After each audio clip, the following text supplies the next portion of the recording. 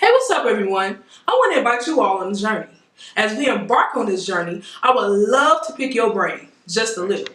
If you had the opportunity, what would you say to the younger version of you? As you ponder on that, let's take a look at what a special someone had to say when I asked her the same question. I'm Jay Danae, and this is Looking Back.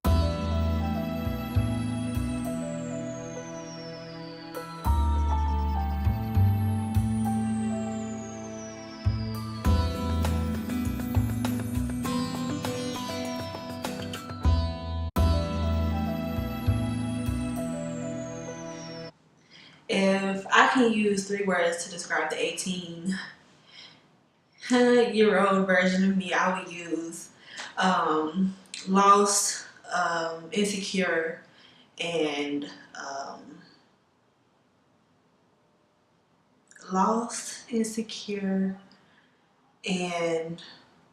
damaged.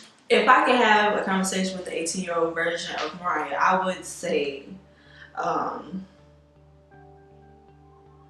never take your parents for granted. Cherish them while they're here. That saying, give your people their flowers while they're here. I would definitely tell her that. I would tell her that because when I was younger, I basically did not listen to crap my mama told me. Well, both. I didn't listen to nothing neither one of my parents said. I just thought I was the big bad wolf. I just basically took her presence for granted. I just basically took her presence for granted. Just took her basically like, well, you supposed to do this. So when I was younger, before my little sisters came, it was like awesome. I'm not saying that that I regret that they were born, because I don't regret that. But we were closer. We was always doing stuff. But once the twins came, that's when I started seeing her health like go down the drain. So basically, like, her activities with us would slowly decrease. She was always either in the house or at work or in dialysis. So it was basically she wasn't able to make time for it. So it kind of, I want to say I was maybe like 16 or 17. And that's when I noticed she started getting like really sick. She couldn't really do nothing on her own. Well, if she could, it was like at the bare minimum. So that's when I really started noticing, like, well, you need to start helping, and you need to basically do what she was doing for you, like prior to 18 years of age. It was basically, it was put majority on me because I was a majority around her a lot. So she was basically looking up to me to help take care of my little sisters or make sure things were straight around the house,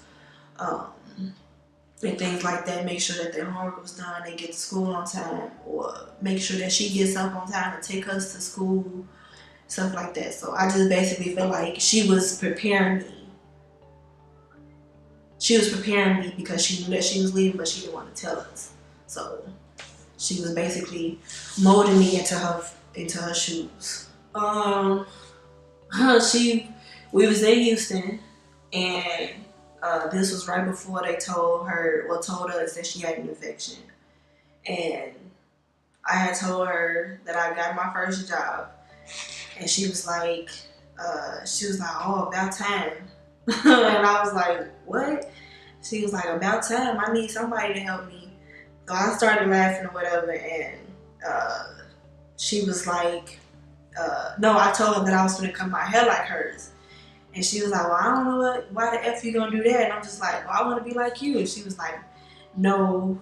She's like, you need to leave your hair the way it is, because you're going to let everybody play in it and this and that. I was like, I'm not. I just want to cut my hair.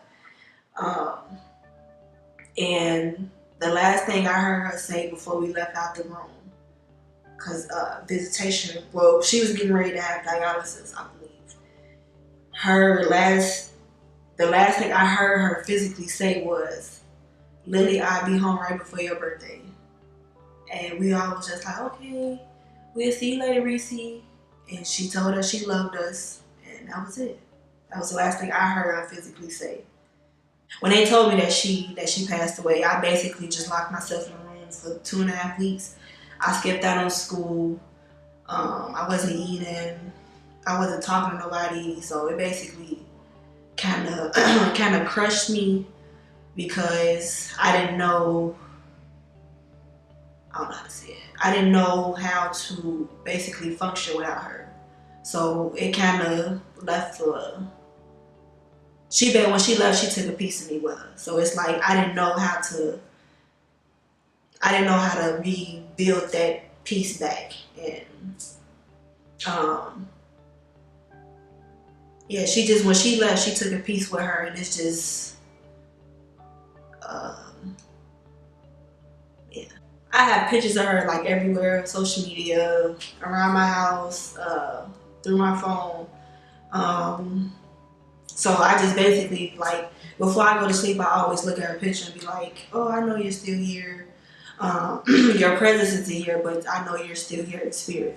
So, and also I always, like, every day before I wake up, before I go to sleep, I always listen to her favorite gospel song. And any other song that I knew that she liked, I always listen to make it feel like she's still here. And like her favorite TV shows, I will always watch those, so to make it feel like that she's still here. We was sitting in the living room watching Family Feud, and me and her was trying to guess the answers, and I said an answer and it wasn't up there. She was like, "Oh my God, you're stupid!" Like playing. And after the game went off, we went and made a cake together. And she had the icing, and me not paying attention, she dumped it out, scooped it out on the plate and basically threw it at me. Like that, I had so much fun that day, even though I was mad. But I had so much fun with her that day. Like it just like that, and some other memories, bad memories, but they they all replay in my head because that's basically all of that I have left for her. So I try to make even the bad memories good. Try to make all the bad memories good. To basically keep me going. Nobody ever knows how you really feel. So basically, they were, in my eyes, I basically feel like people were trying, but they wasn't succeeding.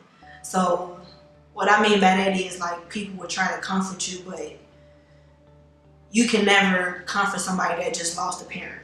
So I just feel like it wasn't nothing that nobody can do, because it's not like they was able to bring her back. So it was like, I just felt like it was basically, with me being damaged, I just felt like it was basically something that I had to do on my own to rebuild that piece that she took. So my father left when I want to say either a freshman or a sophomore in high school. So I haven't seen nor heard from him since last year of December. So he wasn't really helpful with her sickness. He basically just was, in my eyes, how I put it, he basically just was for himself. He didn't care if she was sick or if his kids was okay. He just didn't care. So he wasn't a help for anything. I was looking for him after, I want to say maybe 2 years after she passed away. I was looking for him. I was going through cousins, aunties, anybody that I could think of on his side to know if they know where he is or where he can, where was he last seen, or is he possibly still here, or whatever the case was. But it was basically no no success in trying to find him. I would do basically like Google searches, trying to find out where he was, last addresses that he had, and everything under, trying to find him. And I thought I almost had him one day. He had an address online. He had an address online, and it was under my uncle's name. And I went to the address, rang the doorbell, and it was a whole completely different person. So when I did that, I just completely gave up because I was just like, I just thought like, well, if in my eyes I felt like he didn't want to see his kids, so I was like, well, if that's how I feel, why am I trying to chase you? But last year in early December, he found me on Facebook, and we reconnected, we talked, and a lot of things still aren't resolved, but I kind of feel like it's some type of closure in my situation. Everybody else, I don't know, but in my situation, I just feel like it's some type of closure, and that's kind of making me feel somewhat okay. So once she passed away, it just, everything stopped. Like I just stopped, like, honestly, I just stopped thinking like there was ever a God, because I was just like basically questioning him. Like, why would you take my mother away? I still need her. I still need some type of guidance, or stuff like that. But I want to say like maybe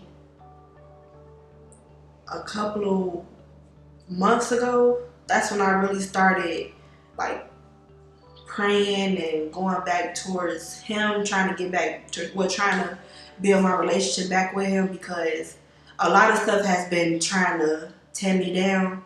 So I just feel like that's basically a sign for me to get back closer with him, because before I never had no problems of people or things trying to what's the word? Trying to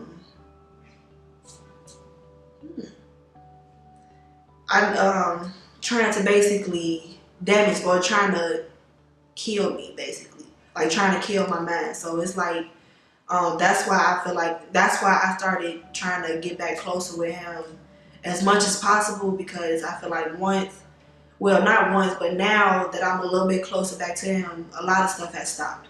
Like the insecurities, the loneliness really has all stopped. Like those two major things have stopped once I got back real close with him. From 18 to now, I can say I've changed tremendously. Like I did a whole 360, like 300 times. I say that because when I was 18, like I said, I was a hothead. I stayed in trouble. I always was sneaking out and doing rebellious things. So now it's basically like I can really sit and say that I really don't believe that was me, because of how much I didn't change.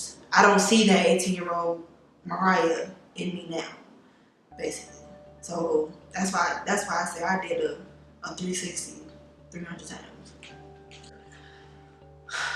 As far as my future, I look forward to being in the law enforcement field. That's something that I always wanted to do, and I just really look forward to seeing myself in that field in the next 4 or 5 years. So maybe less. If I can use 3 words to describe Mariah now, I would say bold,